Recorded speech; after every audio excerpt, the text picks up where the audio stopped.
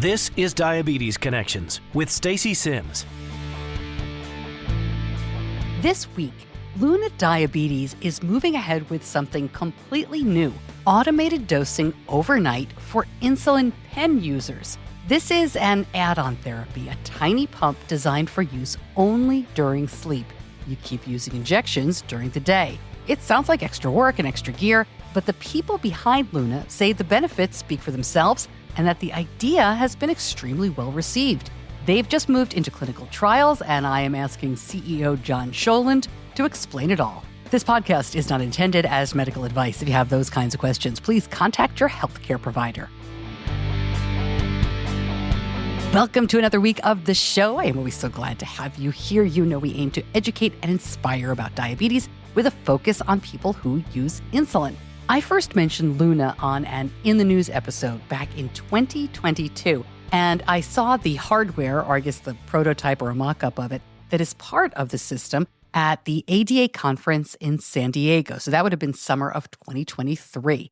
Now, the people behind this new system have been around for much longer than that. They are very well known in the diabetes technology space, and they are John Sjölund, John Brilliant, and Sean Saint.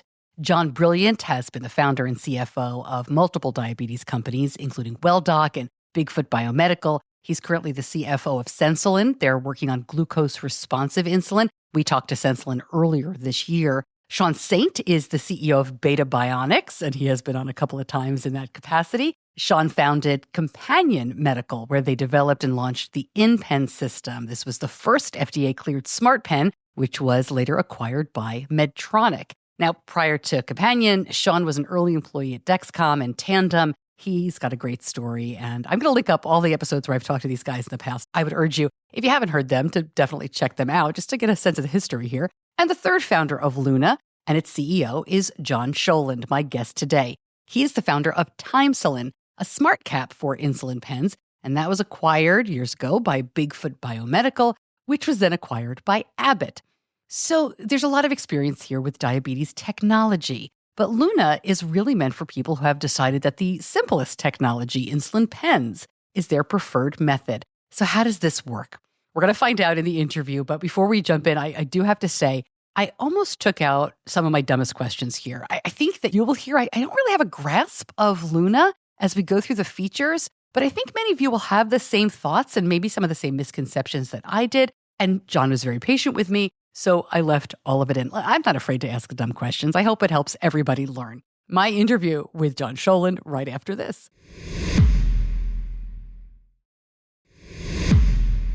John, welcome to Diabetes Connections. Great to talk to you. I feel like we can finally talk about this. I'm very excited. Great to have you here.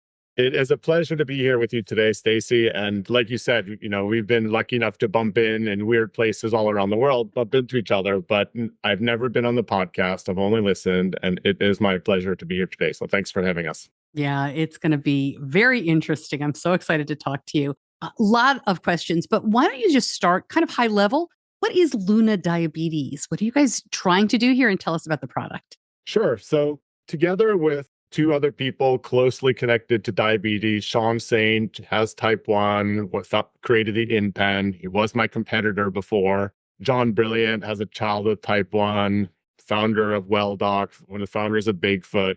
We have all seen and felt the incredible power of automated insulin delivery. Whether it was Sean and I as some of the very earliest builders of this stuff, following the footsteps of Dana Lewis, or John getting access to a tandem pump for his child, it changed all of our lives. And we wanted to make it more accessible to more people because we saw, and the data showed us, that most people are not able to access AID. So Luna is our best attempt at trying to figure out what are the barriers that people, payers, and clinicians have to getting access to AID, and how can we solve for it?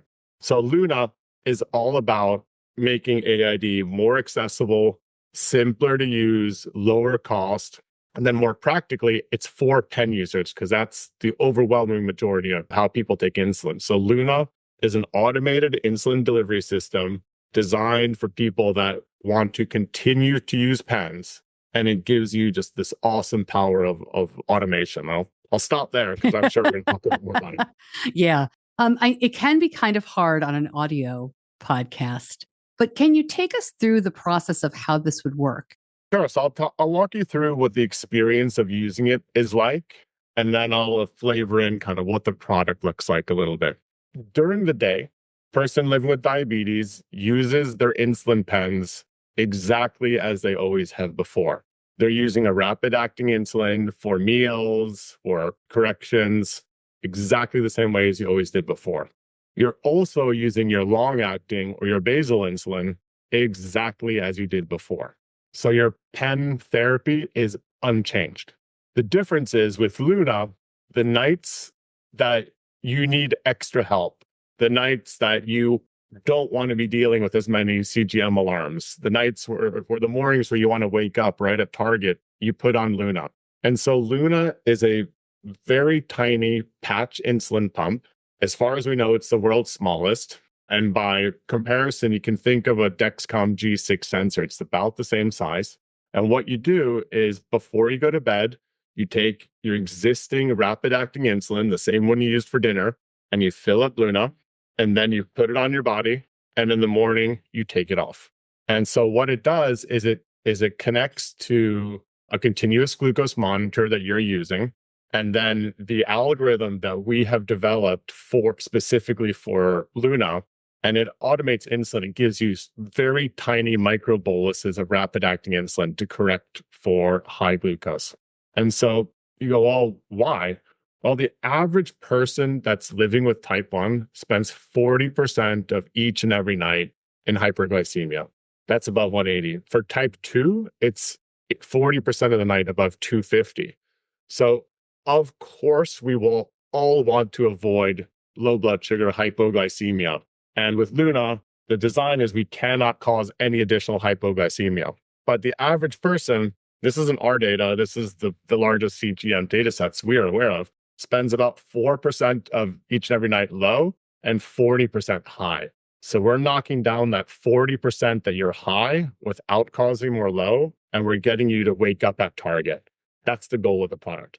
Okay, let's put a pin in all of the very specific questions that I have and my listeners have about what you just said in terms of like, how does it go on? How big is it really? How do you fill it up? What's on this device? And stay with the high level, because I'm sure that you have research that says people want this, but I'm trying to figure out pen users usually say, I don't want anything attached to me. It's more convenient. I've got my system. They're asking for something like this where they put something on just for nights.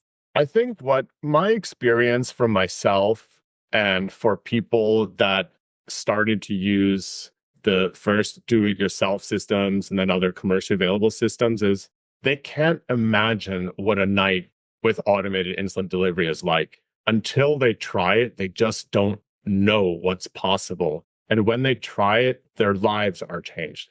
And so there's many different reasons why people don't want to wear an insulin pump. For some, it's the tubing. For some, it's the complication of setting it up. One of the most popular insulin pumps has 1,600 configurable options. For some, it's cost. For some, it's I don't want to wear it all the time.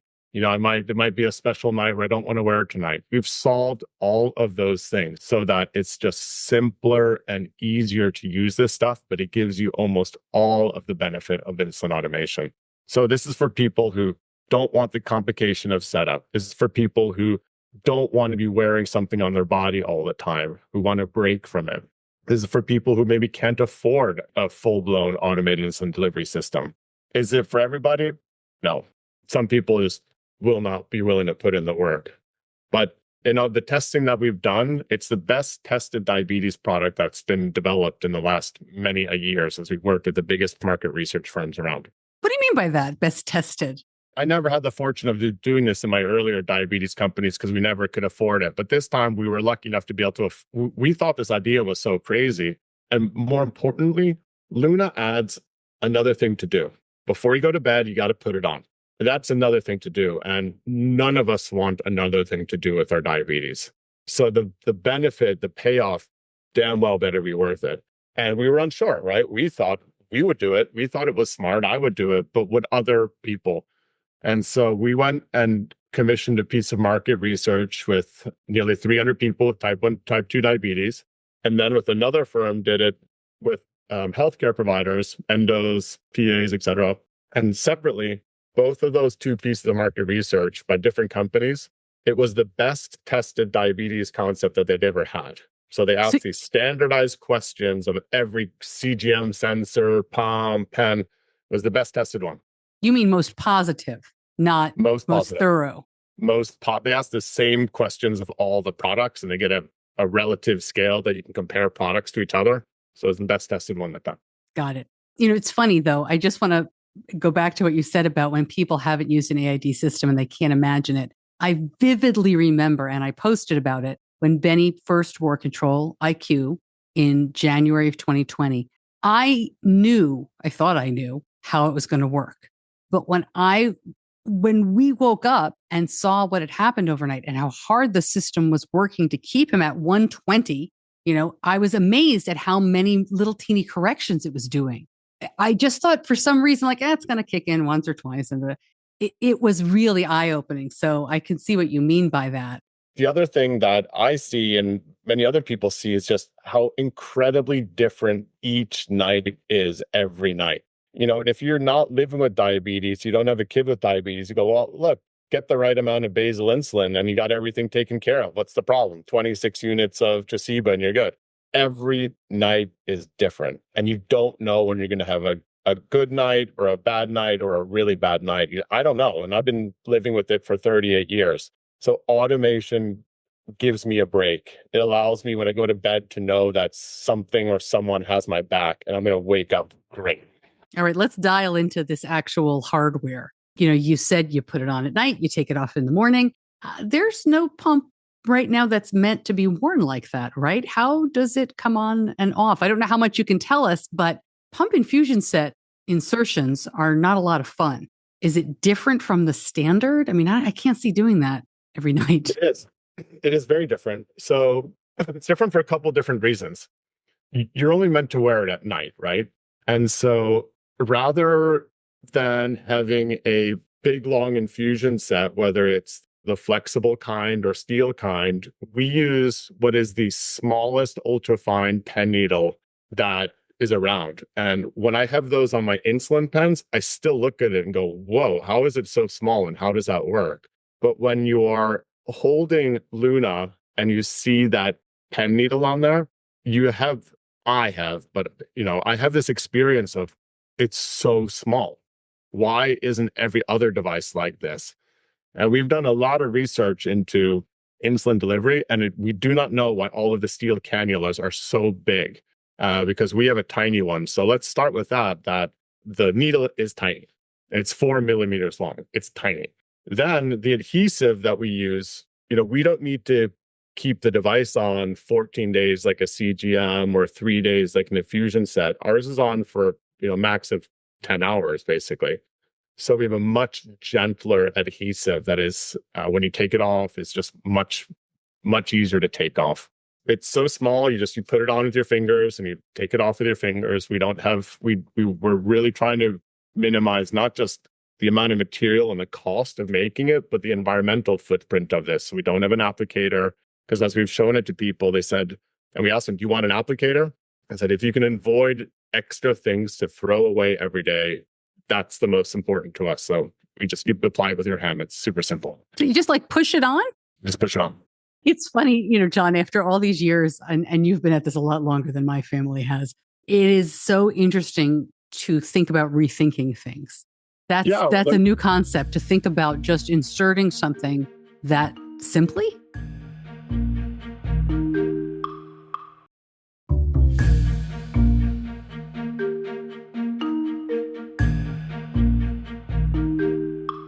Let me give you another part of Luna, which is different, is you fill it with your insulin pen. It's so much simpler to fill it.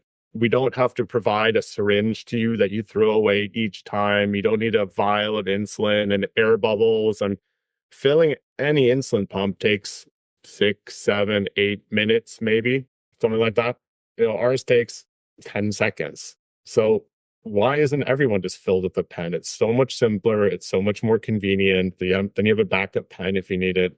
So I don't know why, but you fill ours with a pen because it's easier. All right, and this is a deep dive question, but when you're filling it with a pen, some of us, and we don't talk about layman's terms. These are obviously not medical terms. Some of us suck the insulin out of insulin pens using the supplies by the pump company, right? You'll pull it out with the needle that goes in the cartridge, and then you put it in the cartridge, but you can't use the insulin pen anymore because you've kind of jammed this gigantic needle into it and messed up the measurements in the insulin pen. So we do that all the time and not a problem, but you can't use the pen as an injection anymore. You're saying you just basically put the pen needle on the pen, dial up what you need, and dispense it into the Luna. So I'm not messing up the insulin pen. I can use it again.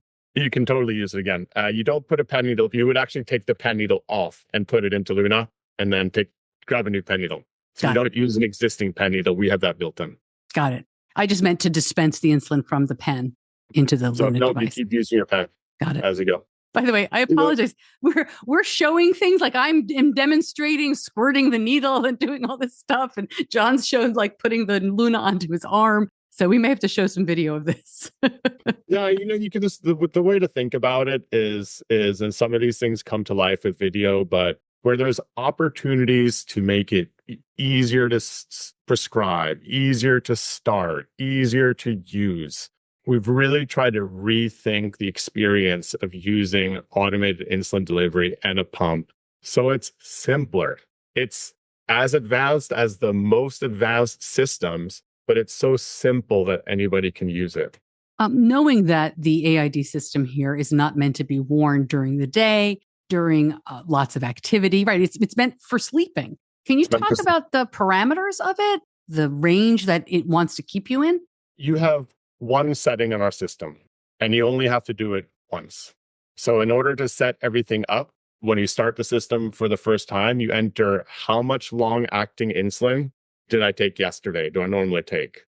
So let's say I take 24 units of Lantus or 24 units of Tresiba or whatever insulin you take, you put that into the app and we configure everything else for you. It's our job to handle the complexity of data and settings and insulin sensitivity and insulin action time and targets and all of that stuff that no one wants to deal with.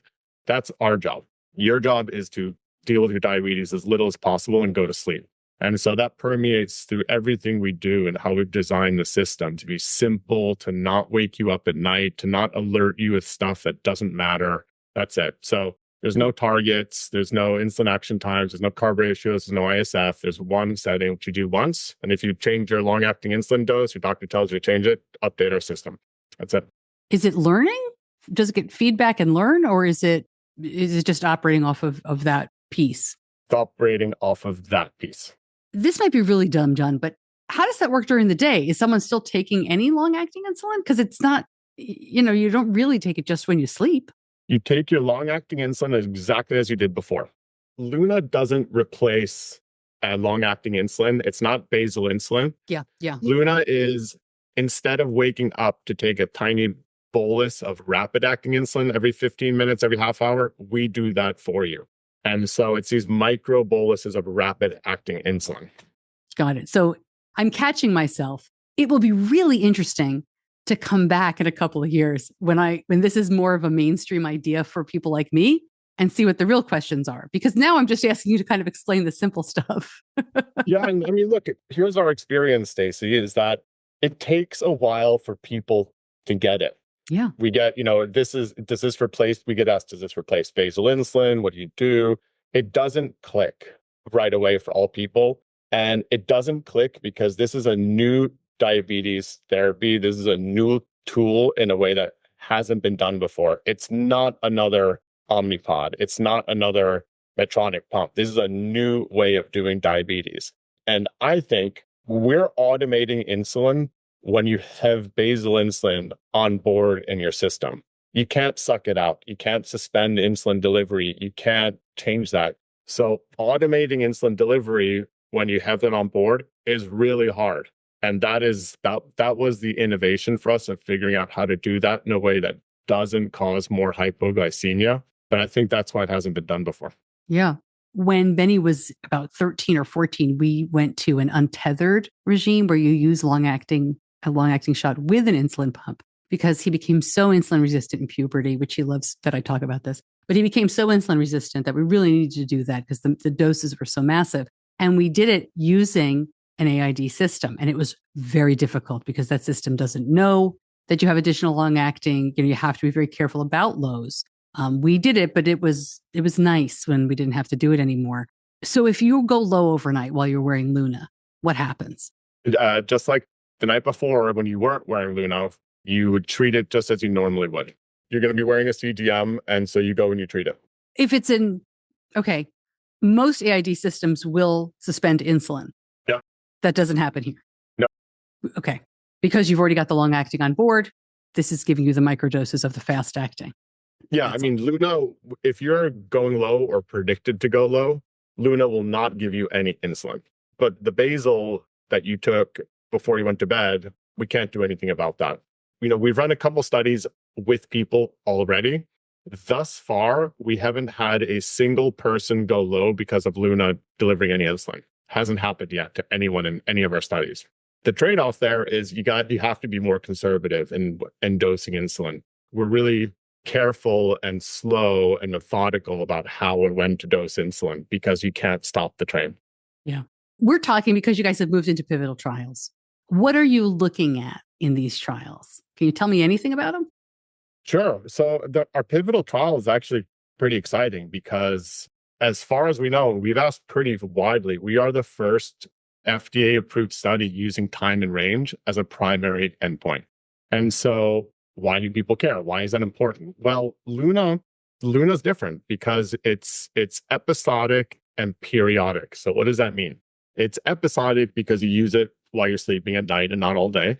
And it's periodic because you only use it when you need it. So if you were to not put it on one night, you're not going to have DKA as a result from it because you still have basal insulin on board. But it means that HbA1c may not be the best way to measure it because you're only wearing it a third of the day. So we've been working a lot with the FDA back and forth about figuring out what's the best way to show that this works.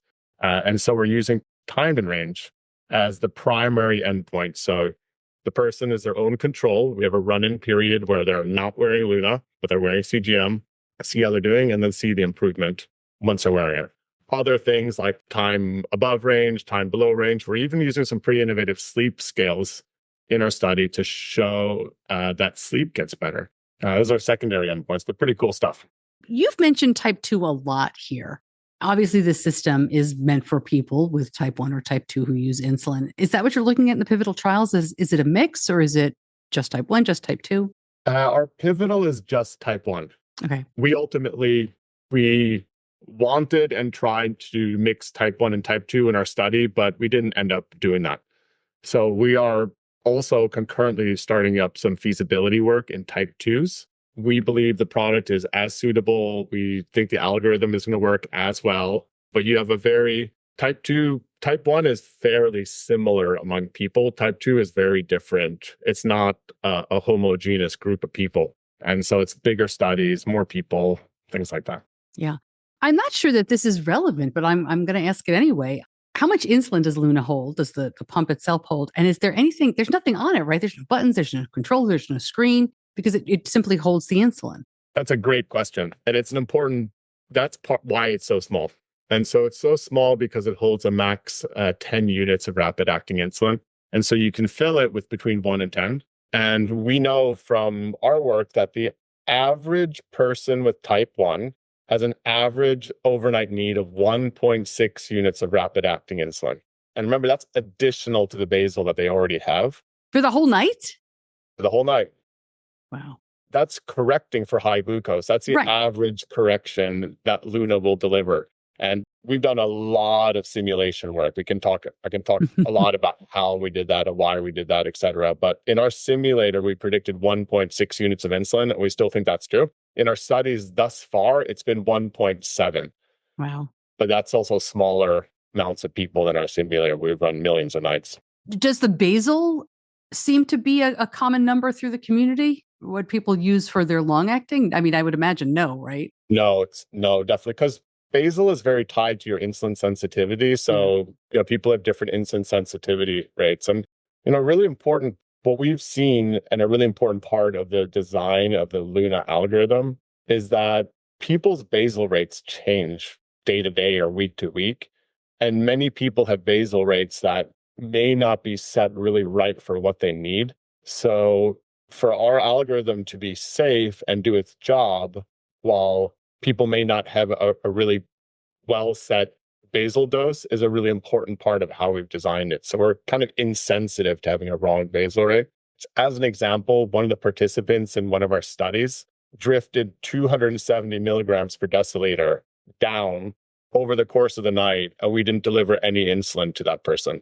So just too much basal that night, and 270 milligrams, that's a lot to drift down. And so we're seeing really huge amounts of glucose drift, and we need to do it safely, even with that drift. And that's a really important part of kind of the work that we're doing. Yeah. And there are some nights when, you're really active during that day or you have an illness. I mean, you and I know there's so many variables. So, You're right. I mean, I would personally never eat ice cream before I go to bed more than 5 nights a week. But if I did, then you're going to drift up. And that's where Luna or AID can really help you. I'm laughing because oh yeah, my son would never eat a pizza at midnight. I don't know what you're talking about. Right. No, if you have diabetes, you don't do that. Never. Oh my goodness. I'll be honest with you, John, when we've talked about this product, I don't know, for a while, as you said, we've run into each other. And I always leave thinking, is this like a problem in search of a solution? I started off, one of the things I asked at the beginning was, who's asking for this? But I wonder if this is the case, and you're not the person to ask, because I think I know what your answer is. But, I wonder if this is the case where, was it Steve Jobs who said people didn't know they needed an iPhone, right? That wasn't a product anybody was asking for, but we made it. And now obviously everybody wants that. Is this the kind of thing where you're showing it to an audience? And I imagine my listeners are among this audience who are like, what? Who would do that? This is a very pump-centric listenership. So I guess that's a really easy layup for you. But I'm trying to feel my way around asking you, people do, you said it was the best tested, it was very positive in the research. I mean, you have to explain it, but do people get it? So let me tell you how I think about it. We had not developed the world's smallest insulin pump and trying to figure out what to do with it. Nor had we developed this algorithm and said, what are we going to do with it? The problem that we set out to solve is AID works really, really, really well for everybody who takes insulin, and not many people are using it. Why? And that's where we started. The original idea for Luna was actually kind of different, but we were trying to solve this problem of all people that wear a CGM, and use insulin, only about 18% of them wear AID. Why? Everyone should be wearing AID. People at diabetes conferences, probably many of your listeners, maybe a majority of your listeners, are people that are willing to wear a pump and put in time and effort and work and pay for a pump, a traditional pump. If you're willing to do that, then AID is great.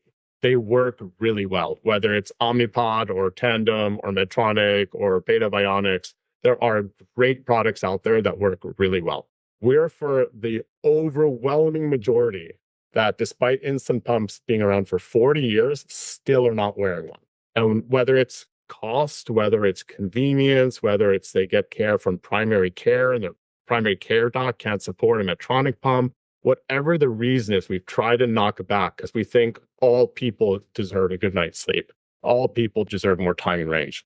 So, I think we started with the why. It is a fact that most people are not benefiting from this technology, and we're giving a whole new way to get it. And you're assuming that the price point is going to be a lot less. Yeah. Correct. I'm sure we'll have many more questions as you move forward. But before I let you go, Keir, how are you doing? You've been at this a long time, not only having diabetes and living with diabetes, but the product side of it with Insulin. Well, look, Insulin became the Bigfoot Unity product, right? And that was the original Insulin concept. Then I put the team together, designed the Bigfoot Unity product, and that's kind of in hiding since Abbott has bought it. And I'm anxiously waiting for that product to really help a lot of people, because the product that we designed at Bigfoot, I'm really proud of it. And I think it's a very powerful tool for pen users. And then for Luna, My goal is to get the most advanced technology, the most advanced science into the hands of people that can't access it. And my own diabetes journey, I've been lucky to, I was diagnosed at Yale and I lived in Sweden, but I've also been to Tanzania with the IDF. I've also lived in South Africa. I've visited 50 or so countries along my journeys. And most people don't go to Stanford or Yale or these centers where you get awesome care. Most people just want to focus on things other than diabetes. And that's who I'm working for. I'm so excited that we can give a new way and a new alternative that's simpler to use. I think it's going to be really powerful. That's great. It shows my bias that I don't look at insulin pens as much that is there any update on the Unity? Anything you can share, or you don't know now that Abbott has acquired it? Yeah. All right. I'll call Abbott. All right, John, what's the next step with Luna? We wait for the pivotal trials. I know you don't like to talk about timelines. Very fair. But what should we be looking for? Yeah, so the pivotal study is up and running. We need people in the study. We only need 120 people to complete it, but it's not easy finding all these people out there. And so we're going to complete the study. We're hoping to wrap it up early next year and then going straight back to the FDA to get the device cleared. We are doing everything you can possibly think of to get this device out to people that need it. And I'm not joking around when I say we're doing everything we can to figure out how to get it out there quicker, because we've seen it. We see how powerful it is. It's working. It's been on people, and we just want to get it, prove how well it works in our study. I really appreciate you joining me. I can't wait to kind of learn more about this and talk to folks who are using it and wearing it and just kind of see it move forward. But John, thanks so much for chatting and sharing all the information. It was great talking with you. Stacey, thanks for having us. Appreciate it.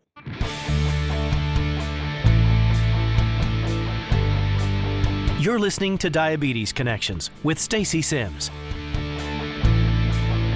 More information, especially on the clinical trials, I'm going to link up the site where you can go. It's clinicaltrials.gov, and they are adding more and more sites. As of this taping, there was only one available, but as John mentioned, there are going to be more. So we'll check in on that, and I'll try to keep you posted the best that I can, but it might be smart to bookmark the link and then check in every week or so to see what they have added if this is something that you are interested in. And I think a lot of you probably are, although this is a very tech-centric audience, as I said during the interview. So most of you in surveys that we have done say that you are using insulin pumps. But I know that some of you are looking for better technology with pens. So if you do this, let me know. I'd love to find out more. And of course, we'll be following up with Luna in the months and years to come as they study this and get ready to launch it.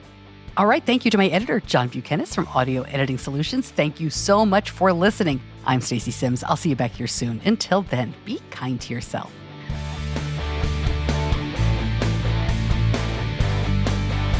Diabetes Connections is a production of Stacey Sims Media. All rights reserved, all wrongs avenged.